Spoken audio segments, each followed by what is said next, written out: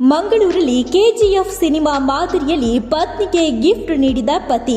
ಹೌದು, ಕಾಂಗ್ರೆಸ್ ಮುಖಂಡರಾದ ಯುವ ಉದ್ಯಮಿ ಪ್ರಕಾಶ್ ಕುಂಪಲ ಅವರ ಪತ್ನಿ ಅರ್ಪಿತಾ ಅವರ ಸೀಮಂತ ಸಮಾರಂಭ ಮಂಗಳೂರಿನ ಅಡ್ಯರ್ ಗಾರ್ಡನ್ನಲ್ಲಿ ಸಂಭ್ರಮದಿಂದ ನಡೆದಿದೆ. ಸಮಾರಂಭದಲ್ಲಿ ಕೆಜಿಎಫ್ ಮಾದರಿಯಲ್ಲಿ ಹೆಲಿಕಾಪ್ಟರ್ ಎಂಟ್ರಿ ನೀಡಿದ್ದು ಅರ್ಪಿತಾ ಮೇಲೆ ಹೂವಿನ ಸುರಿಮಳೆ ಸುರಿದಿದೆ.